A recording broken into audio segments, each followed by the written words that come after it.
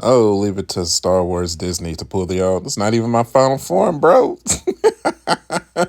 This ain't even it. I got six other forms to go. Just wait. What up, y'all? Marjack79 here. Now we're here to talk about the final of Ahsoka. I was kind of disappointed by the opening. I was really hoping to get like that final confrontation between Ahsoka and Shin and Balin, but they gave us Morgan instead. They had to update her form. I mean, it was okay. I mean, the fight scene was really, really cool. It's just not specifically what I wanted per se. I guess in the longevity of it all, it makes sense because obviously Shin and Balin are way more interesting characters than Morgan is. Morgan's story has basically been told. Her mission was to bring Thrawn back to the main galaxy. She succeeded in that. So obviously Thrawn is going to take that main role into the villainy of the franchise currently. So you really don't need Morgan anymore to fulfill that role. So that's why she had to go in ahead and meet her in at the hands of Ronin Jedi Ahsoka. So, like I said, I enjoyed the battle. It was a really good fight. Way too many stormtroopers for my liking. I feel like it was kind of one-sided. Fortunately, we kind of got that three for all with Ahsoka and Sabine and Ezra taking on Morgan and all the undead stormtroopers. It was a cool, super cool. I mean, I found it funny that Ezra was, just utilizing the Force, and he was on this new path in the previous episode, and then in this final battle, he was like, "Yeah, let me go ahead and make a new lightsaber." Like, all right, where'd that mission go? So, I guess if you got to take on 100 undead stormtroopers, yeah, you're gonna need a fucking lightsaber.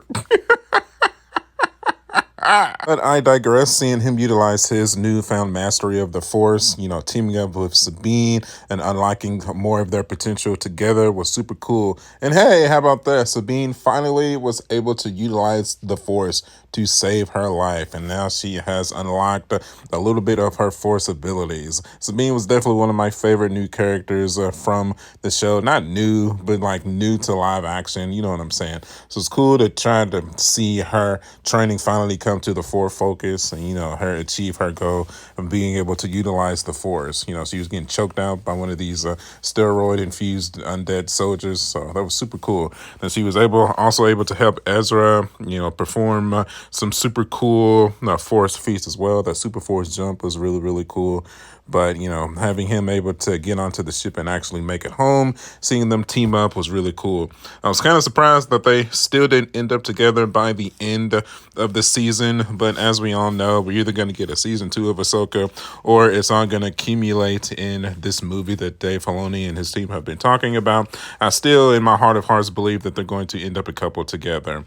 Ahsoka, shine through as always. I always enjoy her character. I cannot wait to see more of her in the future of the Star Wars franchise, whatever she is going to be a part of. I'm going to be a happy boy, and I'm going to enjoy it through and through. It's not really anything lately that she's been a part of that I've disliked. So, I really, really enjoyed her character throughout the majority of the season for sure. Watching her release her guilt about the fate of Anakin Skywalker was super satisfying to watch. Seeing Hayden Christian come back to perform that role was something that I feel like all Star Wars fans should hold dear. We should definitely not let that memory go anytime soon.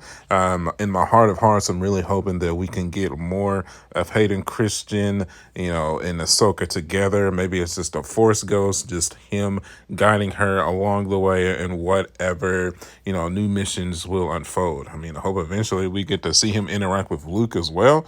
That would be cool. But I guess we'll just have to wait and see how that unfolds. Yeah, like I stated before, the one part of the episode, or just the series in general, that disappointed me, they left the fate of Shin and Balin in a serious question mark. So it looks like they're saving their characters for either season 2 or a different series or a movie or something in general. Like I said, they were definitely the most interesting characters throughout the entire series, especially Shin. Cannot wait to see she's going to be pushed further towards the light. I feel like she's definitely in between between currently. Definitely very interested what they're going to do with the character Balin as well. As we all know, the actor Ray Stevenson passed away, unfortunately. So this is very super curious of what they're going to do with his character. Hopefully, he just doesn't go by the wayside and they just forget about him. Hopefully, his fate is revealed sometime in the future. He's just not some big question mark in the next 20 years or so. So, but ultimately, I'm definitely happy that we got their introductions to their characters. They're definitely fabled, inclusions in the overall pantheon of the Star Wars franchise. But, just sucks that, it's just so many question marks surrounding them right now. This drives me nuts. Then, of course, the final part of the episode that put the biggest smile on my face, and I'm sure everybody from my specific generation, like that late 2000s kids that are all grown up, you get that final scene of Force Ghost Anakin Skywalker, true Force Ghost Anakin Skywalker in his Jedi robes. So I was very, very, very excited to see that. Almost brought the emotion out just seeing him watch over Ahsoka. Of course, the memes came flowing in super fast, like, so he's watching over Ahsoka, but he didn't watch over Luke. How do you know that, bro? You don't know that. Be patient. There's so much story left on the table that has not been told yet. You don't know if he was interacting with Luke at the same time he was interacting with Ahsoka or not. We don't know if he was talking to Leia, but now we know that he was into interaction with Ahsoka after his death. So now that's canon. Yay. I'm just happy to happen. I'm happy to have that conclusion in their story, that he's able to progress her training, that their relationship is just not at a dead end. That makes me so happy, truly. So, final thoughts. Did I enjoy this series? For the most part, yes. I very much thoroughly enjoyed this series. Did I enjoy it as much as Obi-Wan Kenobi? Yes, even a little bit more. There was a couple of episodes in Obi-Wan Kenobi where I was like, this is not that good. There was a few episodes in Mandalorian season 3 where I was like, what's going on here?